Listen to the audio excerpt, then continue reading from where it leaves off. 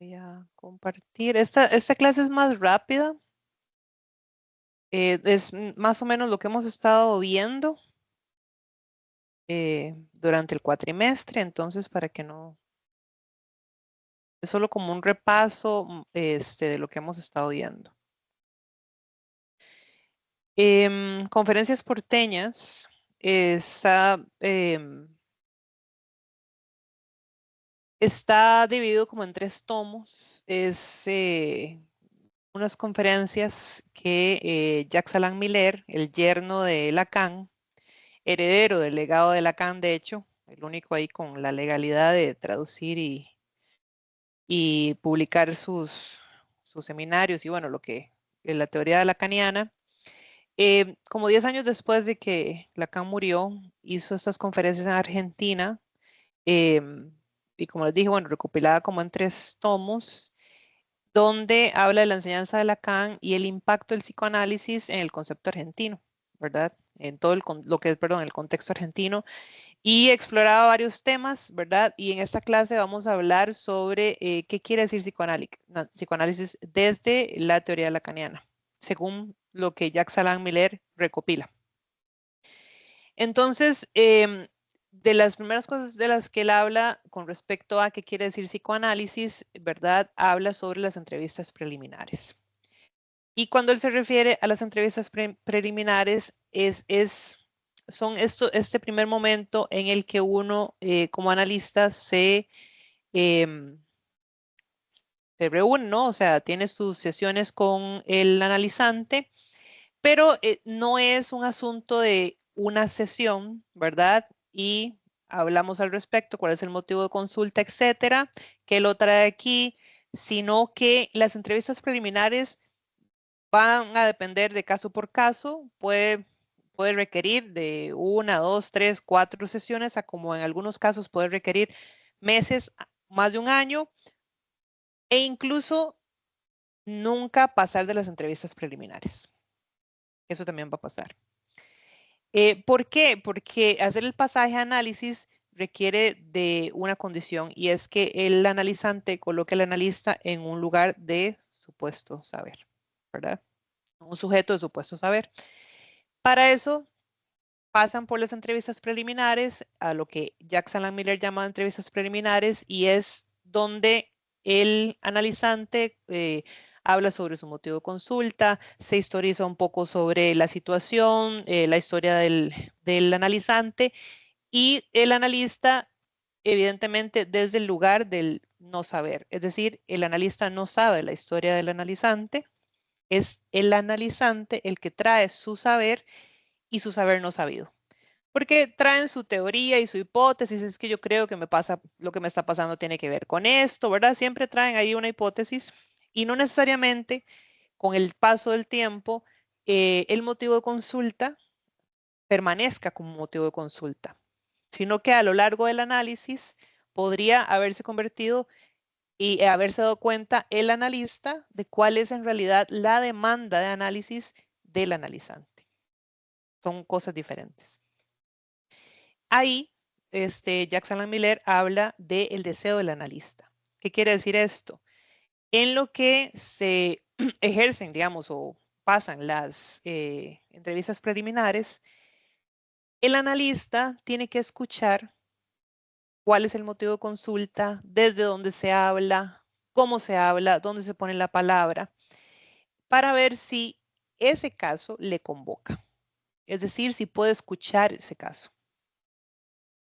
Ya eso lo ha hablado Ana Victoria antes, con respecto a que pueden haber casos que no necesariamente uno como analista pueda tomar o pueda escuchar, ¿verdad? Entonces, no necesariamente ahí hay un deseo. Y en realidad, si esto ocurre, el analista tiene que tener la ética para decirle al analizante, no puedo tomar su caso, lo refiero. Porque el analizante merece una escucha total, no una escucha parcial o una escucha sesgada o una no escucha, ¿no? Entonces, con eso tiene que ver con lo del deseo del analista. ¿Qué más? Bueno, igual, bueno, volviendo a esto de que el analizante llega con un saber, ¿verdad? Y es recordar que el analista, perdón, no tiene conocimiento de esa historia. Es decir, el analista tiene conocimiento de su técnica, no de la historia de ese paciente, ¿verdad? Va a tener un marco teórico con el cual trabajar, perdón, y y dónde depositar el discurso del analizante para que con ello para que con esa teoría pueda leerlo. No se trata de encajar al analizante en la teoría, que esto pasa mucho a veces, ¿verdad? El analista, uno no está en análisis, ¿verdad? No está en la sesión detectando, mira, ahí está el objeto A, este es el deseo del analizante. No, usted escucha el discurso y lo piensa, ¿no? Vuelve a él, lee las notas. ¿Para qué? No se trata de dirigir al paciente como lo vimos en la dirección de la cura, sino que con lo que trae es cuál sería una posible dirección de la cura. ¿Por dónde anda el deseo del paciente? ¿Qué tan tomado está por el otro? ¿Desde dónde está su historia? ¿Cuál es su demanda de análisis? Esas son las cosas que uno hace. No ocurren en análisis, porque usted en realidad lo que está haciendo es escuchando al paciente. Y si nos ponemos a escuchar al paciente, entre comillas, para tratar de encajarlo en una teoría, no estamos escuchando. Esto viene después. Y no es que se trata de encajarlo, se trata de depositar el discurso de este paciente o del analizante en la teoría para ver qué de la teoría me sirve para pensar este caso. Ahora, aquí lo que hace es que se produce la verdad, ¿verdad? Si nos acordamos de los 4 discursos, empieza a producirse la verdad en el inconsciente de la persona. Y es una verdad a producir, ¿verdad? Y no de hechos a descubrir. Es decir, el hecho existió, va a venir a hablar de lo que pasó, pero no se trata del chisme, diría un profesor de licenciatura, no se trata del chisme, ¿verdad? Que cuentan, no se trata de la novela, se trata de escuchar, ¿no? ¿Qué verdad está produciendo? Es decir, cómo fue interpretado por esta persona el hecho, cómo fue interpretado aquello que le ocurrió, qué sintió, cómo lo vivió esa persona. No necesariamente de acordarnos de que la tía o que la abuela me hizo, me deshizo, es qué ocurrió con esa persona en ese hecho. Entonces no se trata de descubrir los hechos, se trata más bien de que produzca por sí mismo su propia verdad, de cómo lo interpretó, cómo lo vivió, cómo lo sintió para que pueda repensarlo y se le abra la posibilidad de resignificarlo. ¿Okay? Ok. Las diferencias entre psicoterapia y psicoanálisis. Esto es desde la perspectiva de Jacques Alain Miller, ¿verdad? Basado en la teoría lacaniana. Porque ya tuve en una clase hace varios cuatrimestres con otro estudiante que me decía que lo que estaba propuesto aquí era como muy básico, ¿no? Que no necesariamente todos las personas que hacían psicoterapia sonaba así de básico, que era quitar el síntoma. Pero esto es desde la perspectiva lacaniana, leída por Miller, Jacques Alain Miller, y él propone que la diferencia entre psicoterapia y psicoanálisis es que primero la psicoterapia busca en general quitar un síntoma, ¿no? No puedo dormir, tengo una pensadera, estoy muy ansioso y lo que buscaría la psicoterapia, según Miller, es quitar ese síntoma. ¿Verdad? ¿Qué hacemos? ¿Qué le está pasando? Y creo que esto lo ven mucho en Psicología 1 con Maribel, cuando ven lo de las sombrillas de los paradigmas, es que lo que es de los diferentes paradigmas de la psicología, lo que es lo cognitivo-conductual, por ejemplo, va ligado al qué le pasa para ver qué se trabaja. Y en lo humanista habla del cómo lo que le pasó le afecta hoy y el psicoanálisis es desde dónde viene, cuál es la raíz, dónde está ese por qué. En este caso, ahí está la gran diferencia entre la psicoterapia y el psicoanálisis porque el psicoanálisis no busca quitar el síntoma, sino que busca trabajar con él. Busca hablarle a ese síntoma o hablar con el síntoma. ¿Qué es lo que está pasando? ¿De dónde proviene? ¿Cómo se formó? En fin, la psicoterapia buscaría o intentaría quitar el síntoma. El psicoanálisis no promete que el síntoma cese, no promete que se va a quitar, no promete una cura. Ahora, ¿podría ceder el síntoma? Sí, puede ceder. Pero no es algo que uno como analista llegue le promete al paciente que esto va a pasar. Es algo que podría o no, va a depender de cada caso.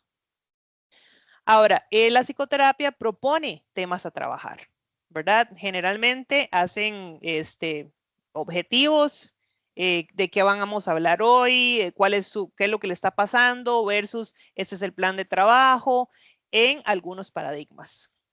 Y además, también algunos paradigmas ofrece tareas.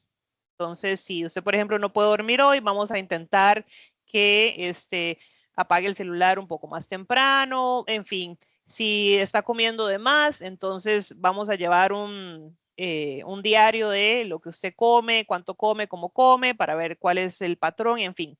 Eso en algunas terapias. Evidentemente, esto va a depender de cada psicólogo, ¿verdad? De cada estilo, de cada psicólogo, lo que quiera proponer, pero el psicoanálisis eso no lo va a hacer. No va a dejar tareas, no va a proponer temas a trabajar porque trabajamos con la asociación libre.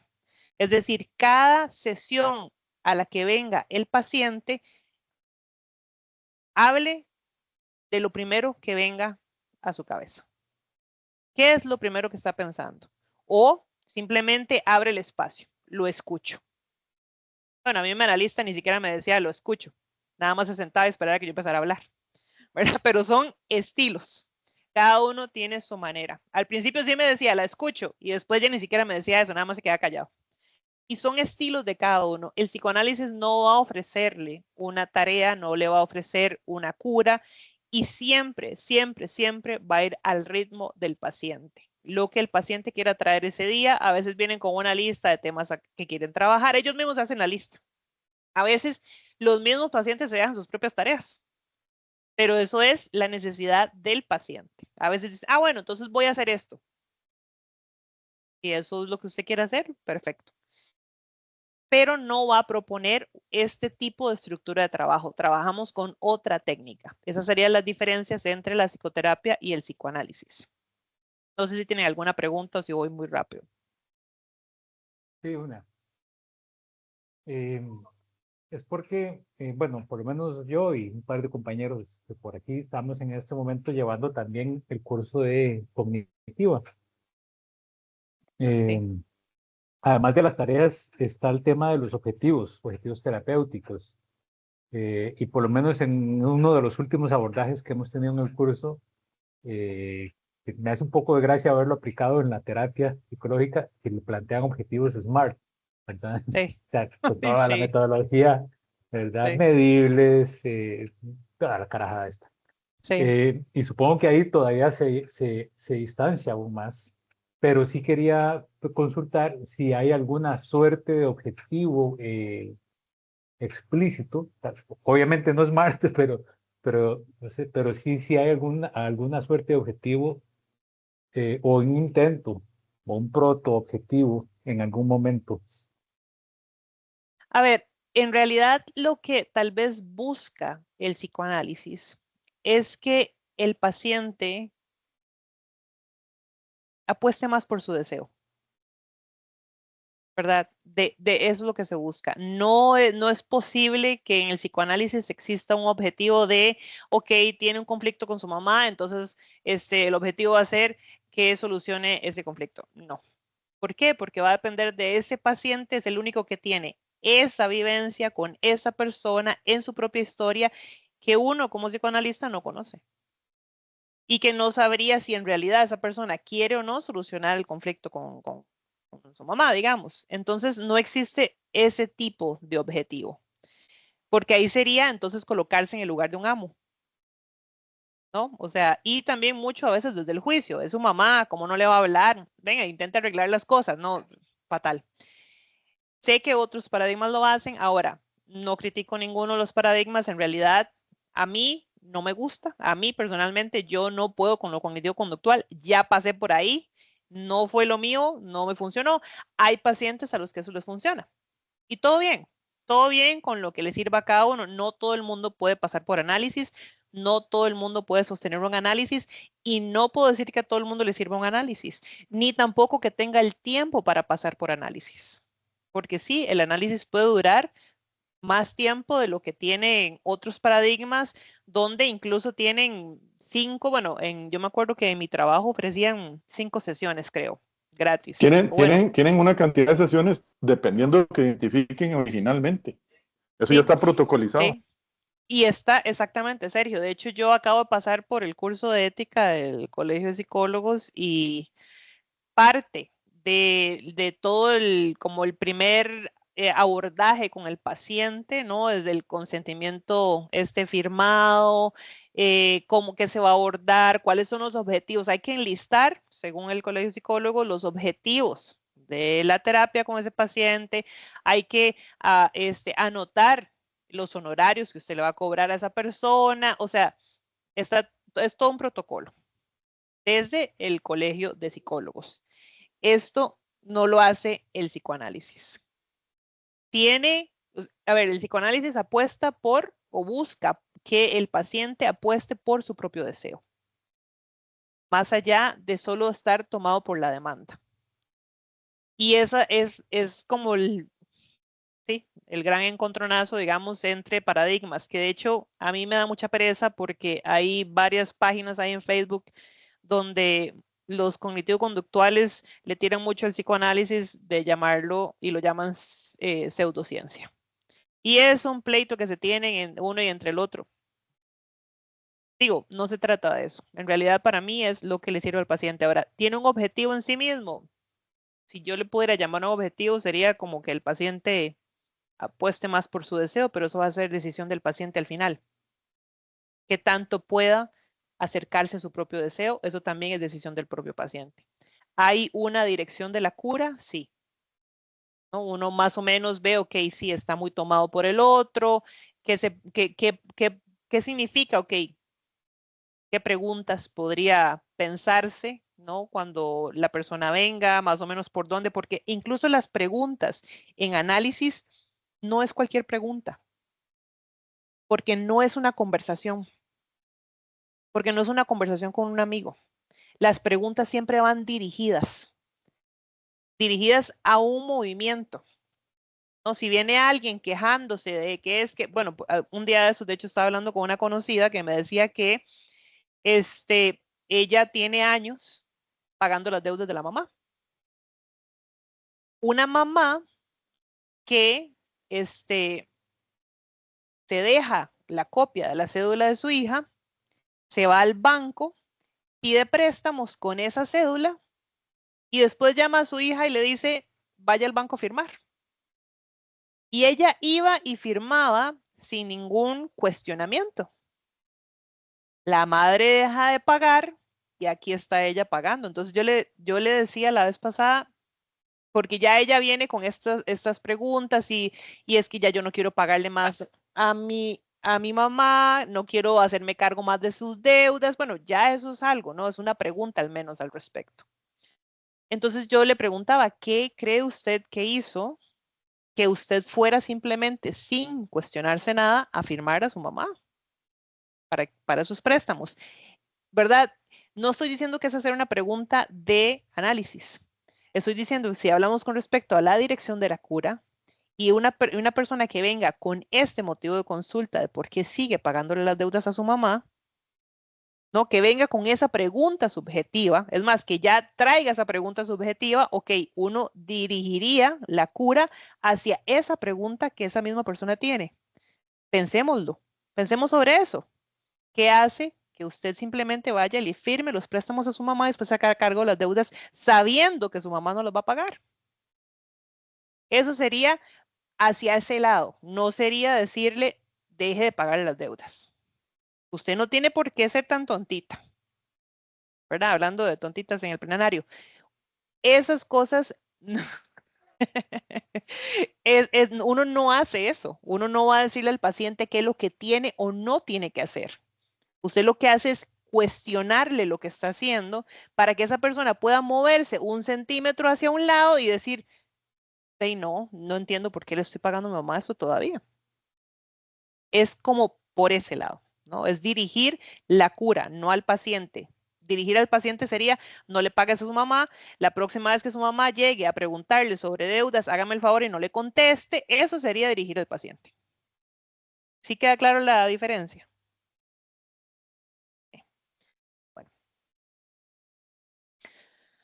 Ahora, dentro de bueno, con respecto a el análisis, una vez pasado por las entrevistas preliminares, estaríamos hablando de la verificación de la transferencia. ¿Por qué? Porque para que exista un análisis, tiene que instalarse la transferencia.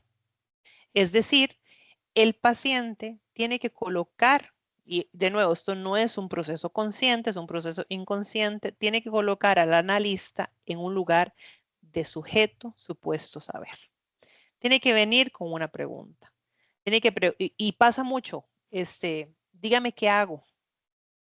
Eso es colocar al analista en un lugar de supuesto saber.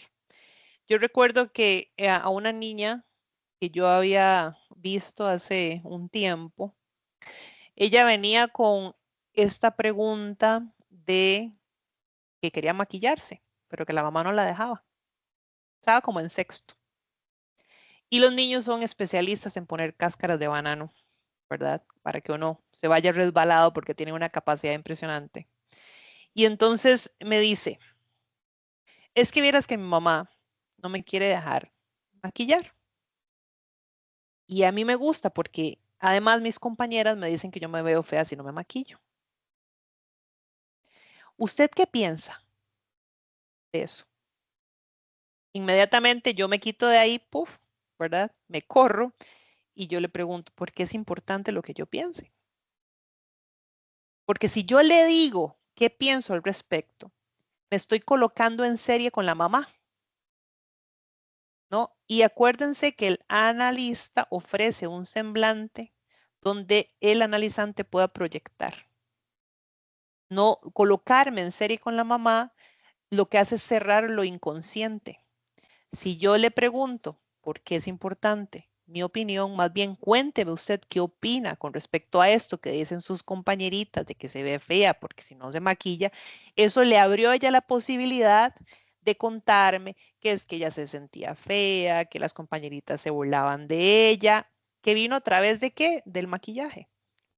Si yo le digo, mira, es que estás en sexto, eso es malo, una niña no tiene, usted tiene la carita muy bonita, me estoy colocando en el lugar de la mamá y estoy cerrando lo inconsciente. Entró por el Ahí síntoma.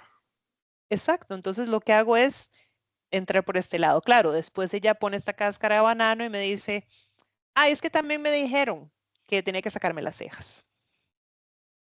Y yo veo que usted se saca las cejas, ¿por qué se las saca?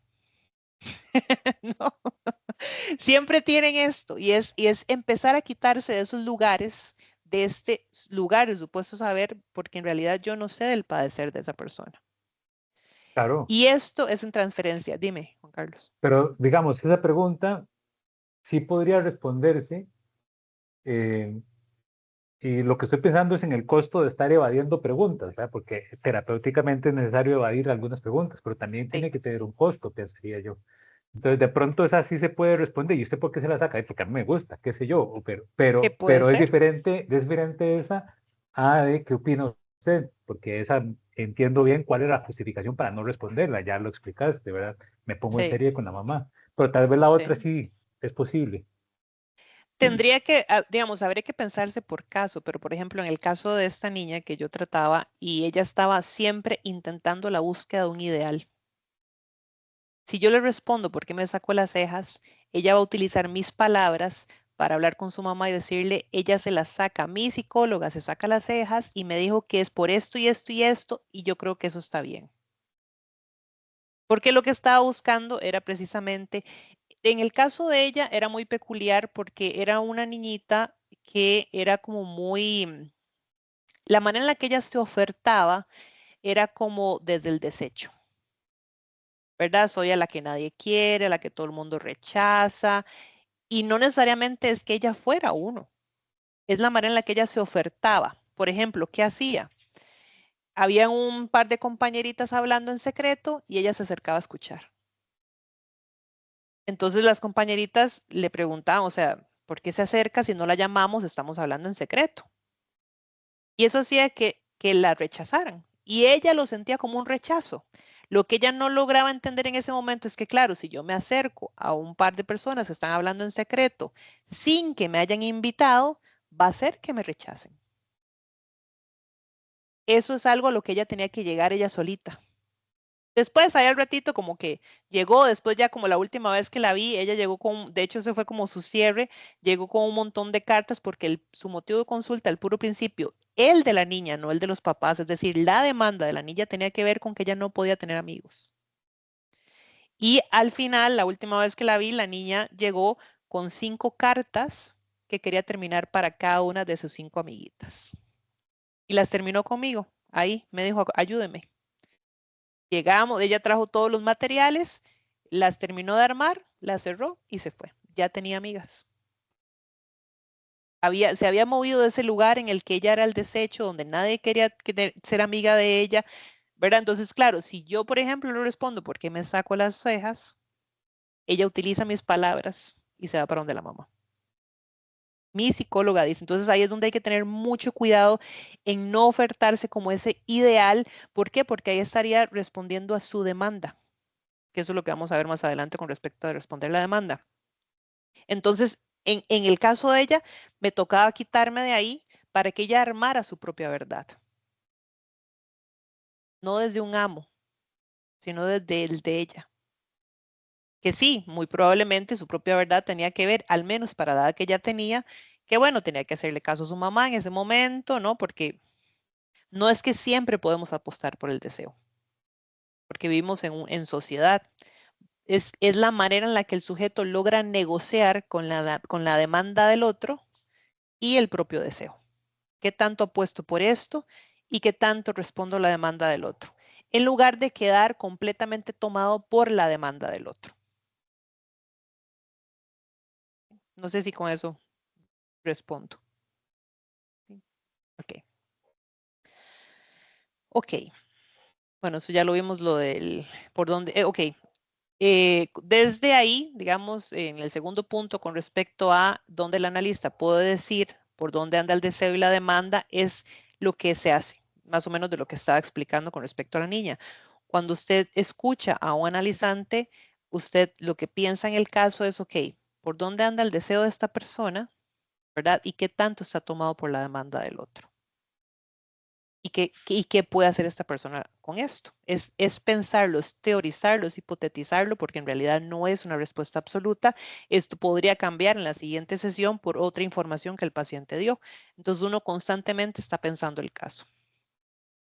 Y bueno, se lee a través del discurso del paciente, ¿verdad? ¿Dónde está el paciente? Y dónde este paciente convoca al analizante, ¿verdad? En qué lugar está colocando este paciente al analista. Está colocando en el lugar. ¿Qué tiene que ver esa demanda de análisis? ¿Tiene que ver con cuidado? ¿Tiene que ver con atención? ¿Está colocando en el lugar de la madre? ¿Se piensa como el padre? Por ejemplo, hay una serie de HBO que creo que también en Argentina hicieron una copia de esa serie que se llama En Transferencia. No sé si alguna vez la han visto. Es una serie viejilla, más o menos, se llama En Transferencia y es sobre un analista y sus casos. Cada capítulo tiene que ver con un caso diferente y ahí como que le dan cierto seguimiento. Pero hay un caso de estos donde llega un piloto del Navy y le viene a contar, ¿verdad? Él llega ubicado en un significante, representado a través de ese significante de ser el piloto del Navy. Entonces llega con sus anteojos Ray-Ban, con su chaqueta del Navy, ¿verdad? Y ni siquiera se quita los anteojos negros. Y lo que le cuenta el analista en ese momento es que él es piloto del Navy, ¿verdad? Es el significante que lo representa, así en un primer lugar, y que viene de la guerra, ¿no? En el Medio Oriente y que acaba de tirar una bomba, hace un par de meses tiró una bomba que mató a no sé cuántos niños en una escuela en el Medio Oriente. Y la pregunta que traía para para el analista era, y quiero volver a donde tiré la bomba. El analista no responde y él lo que busca es que, ¿verdad? Y ahí es pensar el lugar donde lo coloca, lo que busca es que el analista le diga, le dé un permiso y le diga, vaya, ¿no? O que más bien se coloque en un lugar de juez y le diga, no vaya. Y ahí es donde el analista no responde a esa demanda y más bien abre una pregunta, ¿no? Pensemos, ¿qué quiere ir a hacer ahí? Para que este analizante abra ese significante con respecto a querer ir al lugar donde él tiró la bomba y mató a este montón de niños. Y entonces ahí uno lo que tendría que pensar como analista es en qué lugar me está colocando cuando vienen con esta demanda. Por ejemplo, en el caso de este piloto, en un lugar de juez, en el de papá o en el de la mamá, no lo sé, es en qué lugar me está colocando ahí con esta demanda con la que viene. Entonces es dónde está convocando ese paciente al analista, que esto tiene que ver todo con la transferencia. Y bueno, y las entrevistas preliminares direccionadas a que se afloje un poquito el sujeto del lugar donde está colocado, que es lo que hablábamos antes con esta conocida mía que pasaba endeudada pagando las deudas de la mamá, ¿no? Está completamente tomada por la demanda de ese otro y las entrevistas preliminares estarían direccionadas un poquito a que eso se vaya aflojando hasta que exista una pregunta subjetiva. Es decir, ¿qué tengo que ver yo con todo esto que me está pasando? Que no todo el mundo llega ahí. Muchas veces llegan desde la queja. Es que me hacen esto, me hacen lo otro, es que me tratan mal, ¿verdad? En fin. Entonces sería como por ahí. ¿Sigo? ¿Alguna pregunta? ¿No? Ok. Esto lo ha hablado Ana Victoria creo que durante casi 8 meses, los 3 pilares del psicoanálisis que tienen que ver con los grupos de estudio, la supervisión y el análisis propio.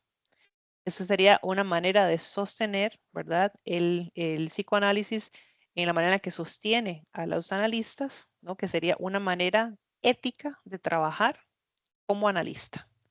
Siempre la teoría, ¿verdad? Grupos de estudio, leer, en fin, supervisiones con otros desde estos, porque ocurre que muchas veces hay momentos en los que uno no escuchó algo que dijo el paciente, no pudo escucharlo, le molestó, no sabe qué hacer con el caso, la persona no logra moverse de ese lugar, está pegado, en fin, la pregunta que al analista en ese momento se le hace, en ese momento es donde usted tiene que ir a buscar otro psicoanalista para supervisar sus casos. Y bueno, esto lo aclaro porque en otro grupo me han preguntado, las supervisiones se pagan. No es que son gratis. A veces hacen como un tipo canjeo. Sé que hay entre colegas, como que se intercambian supervisiones, ¿no? Yo le ayudo con este caso y usted me ayuda con el otro, entonces no se cobran, pero si eso no ocurre, sí sé que el otro psicoanalista que usted busque para supervisar su caso podría tener un costo y eso va a depender. ¿Cuánto es el costo? Depende de cada profesional. Y siempre el análisis propio, porque si no, terminamos escuchando lo que nos pasa a nosotros mismos y terminamos tratando al otro lo que me pasa a mí. Siempre, siempre se trata de llevar su propio análisis también para poder abrir la escucha al paciente lejos de lo que me ocurre a mí. Porque acuérdense que, bueno, de que lo hablamos del lugar de la dirección de la cura, lo que entra al consultorio es un solo sujeto y una función, que es el analista. ¿Sí? Ahora, ¿cómo sé yo que hay un pasaje análisis? Dice Jacques Alain Miller, digamos que, bueno, que es una zona límite, un umbral, una frontera, es otro espacio, ¿no? Ahí está, no es que diga, ya está, ya pasó, ¿no? Es que puede ser un umbral ahí entre, pareciera que puede estar acá, a veces es muy claro, a veces no, ¿verdad? A veces se mantiene como en el medio, entonces, ok. ¿Cuándo es un pasaje análisis? Tiene que ver de nuevo con la ubicación del analista en este lugar de supuesto saber. Ahora, acá, una vez que se pasa análisis, el analista tiene la capacidad de hacer más, de callar más, de escuchar más y de preguntar de manera dirigida. Se pregunta, se señalan incoherencias, ¿verdad? A veces cuando la persona viene con una incoherencia, uno le dice, mira, me dijiste que pasaba esto, pero a la vez me dijiste esto otro. ¿Me puedes explicar? Se señalan esas incoherencias. Este, se hace rapport, es decir, usted me dijo que esto y esto y esto. ¿Me puede explicar al respecto? Esto es lo que usted quiso decir. A veces se hace para que la persona escuche lo que dijo, ¿verdad? Porque al rato lo que quiero es más bien como darle un acento a eso que acaba de decir, que tal vez simplemente lo dijo y no se escuchó. Entonces puedo volver a repetírselo para que la persona se escuche. Eso se hace en análisis. Sí es tener mucho cuidado que mucho o cada cosa de la que el analista diga puede ser tomado como una interpretación, hasta una pregunta, ¿verdad? Y eso dependemos de cada paciente, lo que esté escuchando ahí, porque no solo está escuchando el analista, sino que el analizante también está escuchando lo que el analista le está diciendo. Acá hay una renuncia, ¿verdad? Una vez en análisis es un pasaje difícil, ¿verdad? En muchos casos no es un lecho de rosas, no es un pasaje divino. El análisis puede ser duro, puede ser difícil y en muchos casos porque hay una renuncia a la certeza. Y si nos acordamos del grafo, la certeza era dar, ¿verdad? Subir los pisos y devolverse hasta aquel ideal, ¿verdad? Esa intención de cumplir con un ideal sería un tipo de certeza. ¿Que nunca vamos a cumplir con el ideal? No, nunca vamos a llegar a ese ideal, pero ese intento de llegar a ese ideal es una certeza para el paciente. Es decir, estar tomado en la demanda del otro. ¿Qué quiere el otro de mí?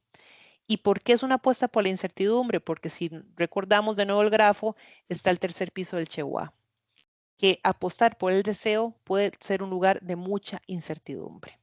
Ahora, siempre, una vez que un analizante apueste por su deseo, ¿apostará siempre por él? No, no. De nuevo, esto es una negociación, ¿verdad? Hay momentos en los que el analizante logra apostar por su deseo y es una decisión de todos los días. De manera inconsciente, sí, y otras de manera consciente. Ya no siempre desde la inconsciencia o desde lo inconsciente más bien, donde intento llegar a ese ideal. Ya cuando trato de apostar por mi propio deseo, ya puedo tomar, sentarme y decidir qué quiero hacer con esto. ¿Quiero ir a firmarle a mi mamá o ya no quiero pagar más por eso? Y si estoy apostando por el deseo, significa que también puede haber una gran angustia porque es de mucha incertidumbre, porque si ya no le firmo a mi mamá para sus préstamos, me va a querer, me va a dejar de hablar, se va a enojar conmigo. Ya no voy a poder ir a sus fiestas de cumpleaños, ya no la voy a acompañar. Entonces es una apuesta también por ese lugar de incertidumbre que trae siempre el deseo, viene con angustia. El costo siempre viene acompañado de angustia. Y cuando se pasa a análisis se instala el fantasma y el análisis mueve los hilos del fantasma, que eso lo vimos cuando vimos el fantasma, ¿verdad? Que en lo que se instala el análisis empieza, dijo Ana Victoria, el Gasparín a hacer sus locuras, ¿verdad? Porque entonces acuérdense que uno proyecta en el analista inconscientemente, le da ciertos lugares y es donde uno intenta que esa repetición fantasmática se vuelva a dar. Y ahí es donde justamente el analista lo que hace es leer esto y quitarse de esos lugares precisamente para que no se vuelva a repetir. Como dijimos con la niña, no me coloco en serie con la mamá, sino que le oferto otra cosa. ¿Alguna pregunta?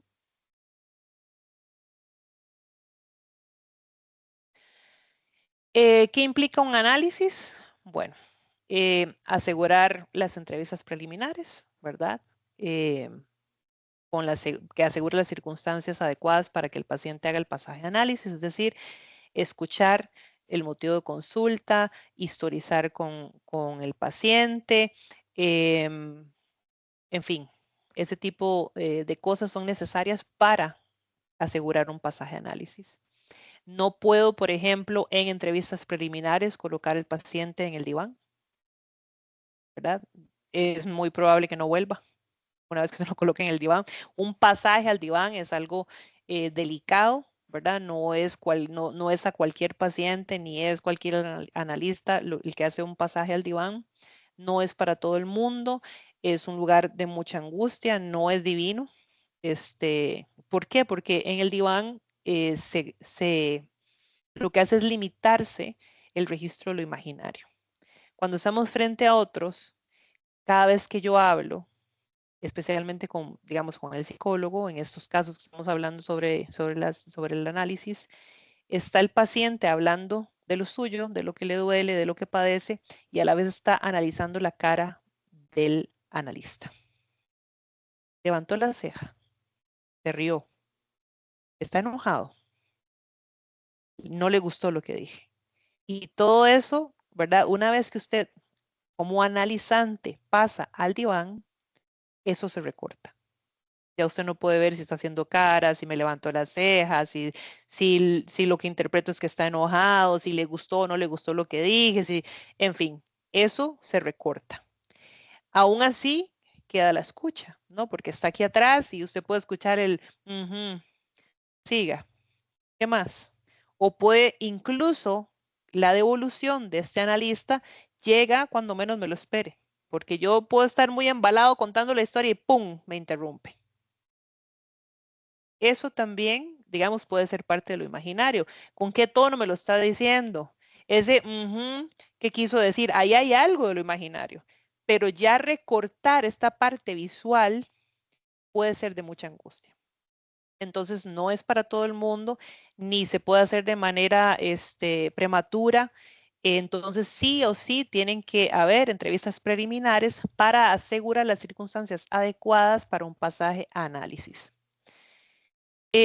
Asegurar cómo se traza el pago en el análisis, eso lo vimos en dirección de la cura, que tiene que ver, por ejemplo, no sé, hay pacientes que le pagan por adelantado, no sé, inconscientemente podría significar a modo de dejar al analista en deuda con el analizante, ¿no? Ese analizante, hay un intento de ese analizante de dejar al analista en deuda porque le paga de más, le paga por adelantado, o por el contrario, no paga. Y cada vez que tiene que pagar, dice, no, en la otra semana, y ahí vamos viendo, y verán, no pude hacerlo. Eso también se lee. Yo recuerdo que un paciente súper puntual con sus pagos, súper puntual. Terminamos el pagado, nunca falló.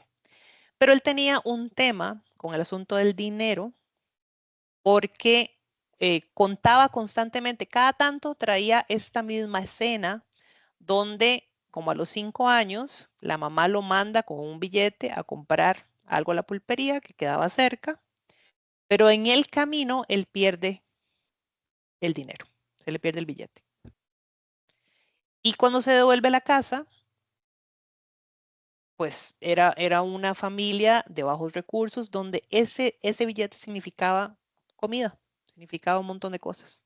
Y él perdió el billete. La mamá lo regaña, le cobra, ¿no? Que es que ahora, ¿qué vamos a hacer? No sé qué, lo que él interpreta como un cobro de la mamá de ese dinero que perdió. Crece con esto y se convierte en una persona muy exitosa en su trabajo, donde él tenía empleados, se encargaba de la parte de construcción, le iba muy bien, y se hacía cargo de la mamá. Mantenía a la mamá, Mantenía a las hermanas siendo el único varón. Y parte de la queja que traía es que estaba harto de estar manteniendo a las hermanas porque eran unas vagas. Eso desde las palabras del propio paciente. Es que ya no les quiero pagar más, no me quiero hacer más cargo de ellas, se aprovechan de mí, y venía con esta queja. Hasta que en una de tantas que trajo la misma escena, porque yo recuerdo que cuando yo tenía tanto, se me perdió esa plata. Él elaboró su propia verdad al respecto y al final de esa sesión dijo, ya no quiero pagar más por esto.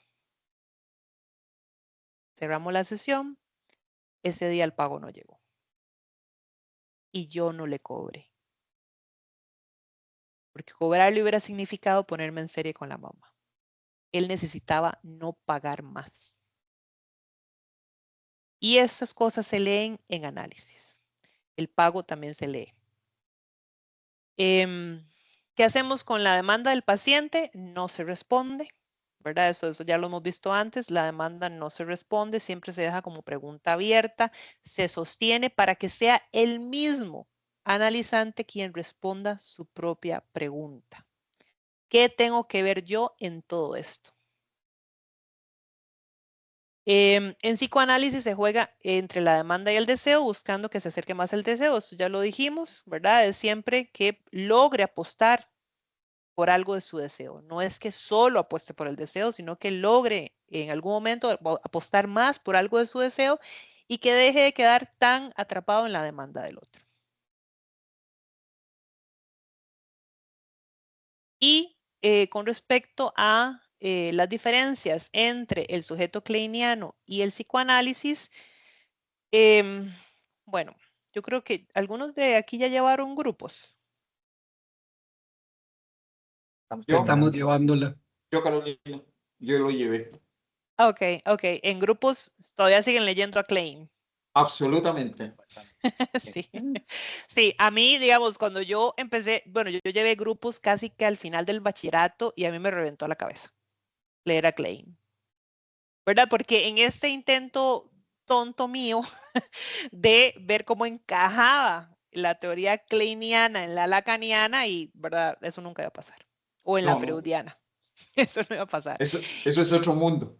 Eso era otro mundo completamente. Y yo leía y no entendía, y yo, ¿qué es esto? Que la teta buena, que la teta mala, que no sé. O sea, Sí, es sí. complicado. Sí, era complicado. Son cosas diferentes, pero Klein, junto con Anna Freud, se van para Norteamérica, ¿verdad? Y en un intento de armar el llamado psicoanálisis del yo. Y esto incluso le ayuda a Lacan a pensar en el objeto A, ¿verdad? A formar su teoría sobre el objeto A. Pero el sujeto kleiniano es diferente al lacaniano. El sujeto kleiniano, según Klein, se nace con un yo rudimentario impulsado por pulsiones biológicas y fantasías de objetos internos buenos y malos, ¿verdad? Entonces está la teta buena, la teta mala, y según Klein, el sujeto tiene que armar un objeto totalizante con esos dos, que cumpla con la satisfacción de sus pulsiones. Pero está muy desde lo biológico y desde las fantasías de los objetos internos. Pero el sujeto lacaniano no es biológico, sino que se constituye de manera vacía a partir de la entrada en el lenguaje y el campo del otro, que son cosas diferentes. Entonces, en el caso del objeto, digamos, del objeto en Lacan, no es que la teoría lacaniana hable de armar un objeto total que satisfaga las pulsiones. Es más bien que arme a partir o en torno a ese objeto, ¿qué quiere hacer usted con ese objeto? ¿Qué piensa al respecto? ¿Cómo puede lidiar con eso? Porque sí, no es ni todo bueno ni es todo malo, es qué armo al respecto y cómo negocio con ese objeto, qué hago con eso. ¿Qué hace cada sujeto para armar alrededor de sus objetos? Y esa sería la diferencia entre Klein y Lacan a muy grandes rasgos, o al menos de lo que propone Jacques Alain Miller. Pero sí, el sujeto lacaniano está formado a partir del lenguaje, ¿verdad? Que eso ya lo hemos visto a partir de las diferentes clases. Creo que por ahí. ¿Alguna pregunta, chiquillos?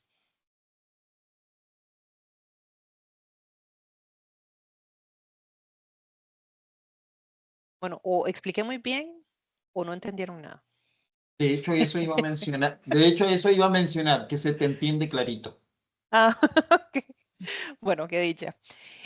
Bueno, ya ustedes saben, solo como para hablar de las diferentes escuelas, hay, bueno, lo estoy diciendo, diferentes escuelas, la francesa, la inglesa, la norteamericana, la latinoamericana, que está muy fuerte, ¿verdad? En este momento, con todas las producciones mexicanas, argentinas, chilenas incluso, con muy buenas propuestas. Yo les recomiendo, lean, no se queden con una sola cosa, lean lo que les haga transferencia. Si a ustedes lo que les hace transferencia es trabajos de Klein, empápense de eso. Si les gusta Lacan, empápense de eso. Si les prefieren la parte latinoamericana, háganlo. Y entre más, como decía Ana Victoria, entre más aprendizaje, teoría, entre más uno se empape, más herramientas tiene para escuchar al otro, para escuchar al analizante. Entonces creo que eso sería sobre Jacques Alain Miller y las conferencias porteñas. Esto quedaría ahí. ¿Alguna pregunta? ¿Dudas, traumas? Diría Mario Sáenz, el profe de familia. Bueno, creo que ahora familia. Yo tengo un Dime, trauma. Boris. Ajá. El próximo lunes hay que escribir. ¿Hay tiempo para eso? Sí hay. O Sí hay sea, te pregunto por lo siguiente. O sea, yo soy, ¿cómo se llama? Re complicado, tengo una situación de disgrafía. Y Ok. entonces, si no tengo tiempo, escribo patas de gallo que ni tú ni yo voy a entender después. Porque ya Ah, es no se un tema preocupe. neurológico, o sea, es un tema que no puedo controlar. Necesito tiempo para escribir, para poder ir pensar qué estoy dibujando y dibujar lo que estoy pensando. Sí hay tiempo. Son alrededor de 5 preguntas, si me equivoco. Sí, de desarrollo. Al menos la mayoría son de desarrollo. Sé que hay unas que es como de mencionar, ¿no? Ahora no tengo el examen, entonces no sé qué va a entrar. Pero de los anteriores, mi experiencia, eso es lo que he visto. Sí da tiempo de hacerlo en el espacio Ok. de la clase, ¿verdad? Empezamos a las 6:30 y terminamos a las 9 igual. Y eso sí, lleven porfa hojas en blanco, lapiceros, eso es lo que van a necesitar. Y si les puedo decir al respecto del examen, se trata de articular los conceptos, ¿no? Es decir, por ahí, no sé, tal vez pueden preguntarles como las diferencias, ¿no? Por ejemplo, entre el goce otro y el goce del otro, o en los diferentes goces, no sé, los que proponga ella, si lo va a proponer, los estatutos del objeto A, por ejemplo, y articular como qué tiene que ver, digamos, el fantasma con la necesidad, demanda y deseo, ¿verdad? Como qué tiene que ver una con la otra, es articular esos conceptos. No sé si son las preguntas, de nuevo, no he visto el examen todavía, pero de los que he visto antes se trata de que ustedes puedan, porque no hay una manera en la que uno pueda separar los conceptos en psicoanálisis, porque uno siempre tiene que ver con el otro. Y lo vimos a partir de todo este cuatrimestre, donde había una lista de conceptos, pero no podíamos dejar atrás el que habíamos visto antes, porque eso es la constitución subjetiva. Entonces, pues por ahí Excelente. es lo que recuerdo. Sí. Entonces, sí, es a lo largo de 6:30 a 9, hojas, lapicero y con paciencia. No pasa nada. Juan Carlos. Sí, bueno, yo tenía una pregunta, pero no era, digamos, con la materia, no, Sí, no. dale. Que ahora a estas alturas, realmente lo venía viendo desde que estábamos con Freud en Psicoanalítica 1, porque yo pensaba, por ejemplo, en los casos sistematizados y específicamente en el caso Lucy, que me tocó a mí junto con los compañeros pues analizar, que son problemáticas o mejor dicho circunstancias que uno dice, bueno, ya institutrices no creo que haya, ¿verdad? Esperaré que no. Sí, digamos, son como roles Sí, pues, que ya históricamente ya no se dan, ¿verdad? Pues sí, habrá la muchacha que limpia y habrá cosas, pero no institutriz. sí. Eh, entonces, digamos, lo que pensaba en ese momento es, bueno, y cómo el psicoanálisis se tiene que ir actualizando a las problemáticas actuales, ¿no? Así De es. ahí que para mí queda claro en este momento, a esta altura de la propuesta lacaniana, es que es muy histórica, puesto que ese sujeto deviene del lenguaje, como decía esta última diapositiva, pero digamos, la propuesta kleiniana pareciera que más bien es todavía muchísimo más anclada a esa cosa eh, primigenia o biologicista, eh, de manera que la hace más ahistórica. Es decir, la propuesta de Lacan se convierte en una propuesta histórica porque necesariamente tiene que estar en diálogo con el contexto y con la historia, con el pasar de las cosas y de La los tiempos, cultura. la cultura. Eh, pero esto de Klein, no solo el problema de que Freud que vivía en un contexto, ¿verdad? En época victoriana y demás, sino que se va más, esta propuesta se va todavía más atrás y anclada más fuertemente a una cosa biológica. Entonces, pues no, el comentario iba por ahí, que lo que creo que separa más es esta cosa histórica o histórica en el caso de Lacan, ¿no? Sí, de hecho, bueno, estamos hablando de que por una intención norteamericana, ¿no? Cuando Anna Freud viaja a Norteamérica y proponer esta psicología del yo. Y no deja de estar muy cercano, digamos, ahora que vos decís biología, no deja de ser muy cercano a ciertas propuestas hoy de la psicología, ¿verdad? De las neurociencias, que hablan mucho que la química cerebral, que los neurotransmisores, que, ¿verdad? Entonces, y que dejan mucho de lado, o al menos estuvieron dejando, porque leí unas últimas propuestas hace poquito con respecto a un gran descubrimiento que hizo la psiquiatría y que tenía que ver como que con la cultura y el contexto, y uno dice, ah, ya. Oh, el gran descubrimiento, ¿no? Algo que ya habían propuesto hace mucho tiempo, Freud, Lacan y ahí para adelante. Pero se quedan mucho como en ese espacio. De hecho, esas propuestas están muy dirigidas a la producción, es decir, a generar sujetos, bueno, ni siquiera sujetos, ni siquiera puedo usar sujetos, sino a generar personas productivas, ¿verdad? Usted no puede dormir, entonces no puede Geopolítica. trabajar bien, ajá. Entonces, no puede trabajar bien, entonces hagamos que usted pueda dormir para que siga trabajando. Sin importar qué hay detrás que no le permite a usted dormir. Entonces, esas propuestas están muy dirigidas a mantener a una persona siendo productiva. ¿Qué dice Daniel? Daniel. Sí, de hecho, el cambio que le van a hacer al DSM-5. Sí, algo he escuchado del cambio que le quieren hacer al DSM-5. Ajá. Que por eso ha venido cambiando, ¿no? De que de hecho, creo que la última versión traía la adicción al café. Pero, y bueno, ahí me declaro adicta. Ni modo.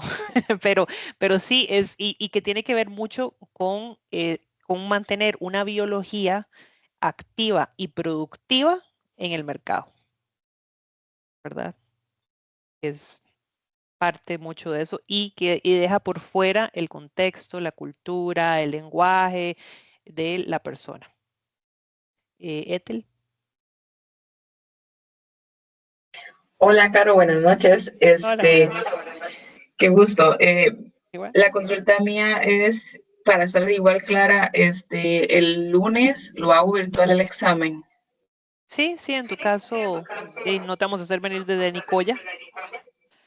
Entonces, sí, de manera virtual. En ese caso tendrías que conectarte al Teams, poner la cámara y igual entregas el examen en el mismo horario de los compañeros. Ah, ok, está bien. Muchas gracias. Con mucho gusto. Boris. Gracias. El comentario que querías dar era con respecto a lo que estabas mencionando del DSM-5. El DSM-5 tiene un problema, y lo estábamos hablando hace un tiempo con unos amigos, que es un tema de que la mayoría de los trastornos que menciona no tienen ningún marcador biológico que lo pruebe. Y ese es un hecho. Tanto es así que la propuesta de actualización para el DSM-6, que se espera para dentro de unos años, elimina todos los criterios diagnósticos que actualmente están para abordarlos desde un punto de vista contextual, de lo que pasa en la persona y el contexto en donde se desarrolla eso, lo que significa que vayan olvidándose del bendito libro que me costó no sé cuántos millones bueno, que costó plata, porque Sí. el siguiente es otro mundo. Entonces, lo cual hay que recibirlo con alegría porque honestamente, qué dolor con ese librito. Sí, sí, sí. ¿Alguno ya llevó nosografía? ¿No llevó nosografía? No. Bueno, tal vez cuando lo lleven se van a acordar de mí.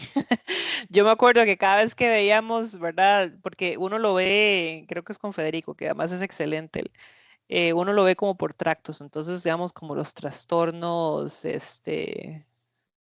depresivos, ¿no? Y todo lo que hay con respecto a los trastornos depresivos. Entonces, habían como, ¿verdad? Ciertas características. Entonces, tiene que tener 5 de estas 12 para aplicar como trastorno depresivo, no sé qué, ¿verdad? Y check, check, check, y no termina con trastorno depresivo, con no sé qué desafiante. O sea, no hay manera de no identificarse con lo que usted lee en el libro. Usted dice, ok, de esos tengo 5 y estoy jodido. No, o sea, porque no hay manera de no identificarse. Y encima, estos coinciden con este otro trastorno y coincide con ese otro trastorno, ¿verdad? Y sí, yo creo que ahí para mí, y desde mi crítica a ese tipo de enfoques, hay una deuda, creo yo, con la salud mental.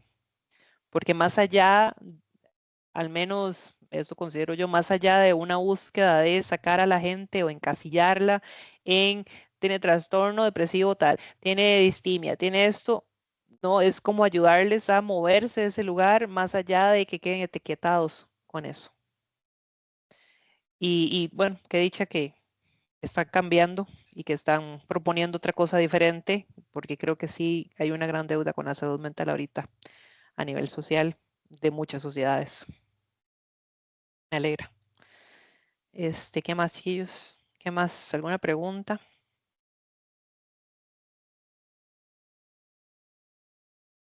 Nada.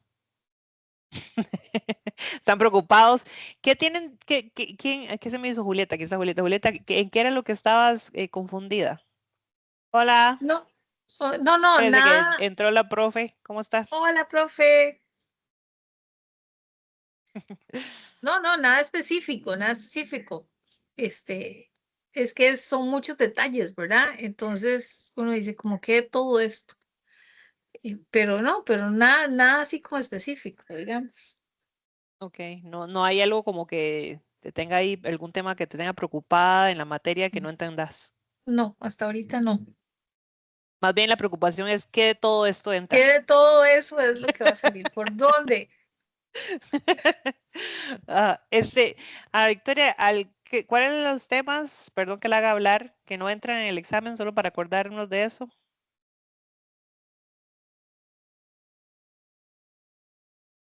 Está con dolor. Está en mute. Pero se acaba de salir de un procedimiento odontológico, entonces todavía estoy resentida.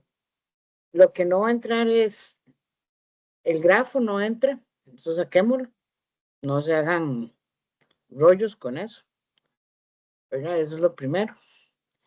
Y lo otro que no va a entrar, digamos, a nivel específico, ¿verdad? Es un poco la reconstrucción o lo que estábamos haciendo. No es que vamos a preguntar en la dirección de la cura. Lacan establece unos tres principios muy generales, ¿verdad? No se concentren en la minuta, sino en la lógica más importante de lo que vimos. Pero ahí todo lo demás es viable de hacer preguntas.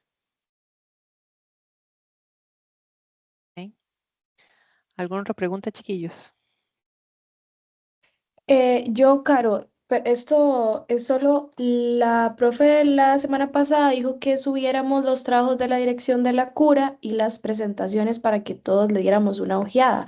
¿Usted va a hacer como una carpeta o es que no quiero como desacomodar y subir eso ahí en cualquier lado o dónde lo subo? ¿Lo puedo hacer? Dame un segundo y Sí, ahorita lo para hago. tener un poco de más orden, es que como usted es todo así como pi, pi, pi. No le quiero como desacomodar su orden. Ah, no, no pasa nada, lo puedes subir ahí. Déjame, voy a crear una carpeta para la dirección de la cura. Le puse DCC y ahí pueden subir acá. Sí, los documentos, porfa, de la dirección de la cura. Perfecto, gracias, Caro. Ah, vos la creaste, Yerlani, ¿a dónde? Sí, en los aquí está. materiales de clase. Ah, bueno, ahí están los materiales de clase. Entonces, no he dicho nada, pueden subirla ahí.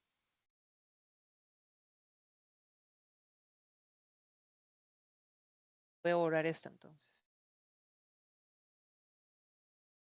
Y ahí donde dice materiales del curso, adentro hay una carpeta que creó Yerlani y ahí subieron. Entonces, si quieren, suban todo ahí para que los compañeros puedan revisar eso antes del examen.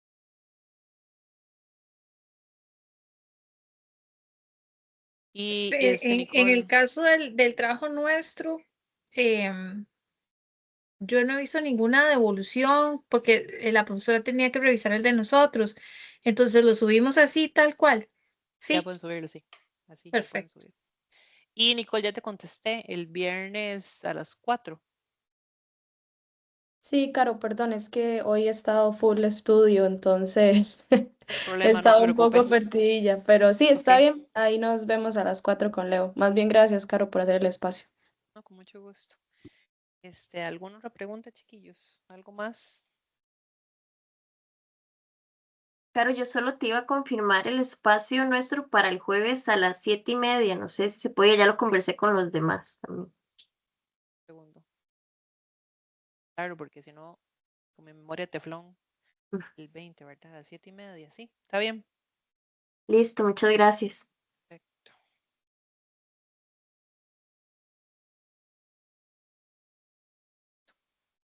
Listo, ya lo apunté.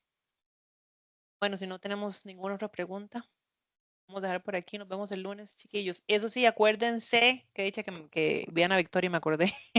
El carnet, ¿verdad? Lleven el carnet de estudiante para poder entrar. Deberían de estar en la lista para que el guarda les permita entrar. Cualquier cosa que haya ahí algún inconveniente, me escriben y yo salgo y hablo con Carlos, con don Carlos. ¿Ok? Bueno, De pasen acuerdo. buenas noches. Muchas Que gracias. descansen mucho. Nos Llévense vemos el Hasta lunes. luego. unas Saludos. hojitas. Bueno, ¿Así? Llévense unas hojitas para hacer el examen. ah, sí, Para sí, que no ya les andemos dije. buscando hojas ahí, por Sí, Muy sí, bien. eso ya, Bueno, cuídese, ya les dije. profe. Gracias.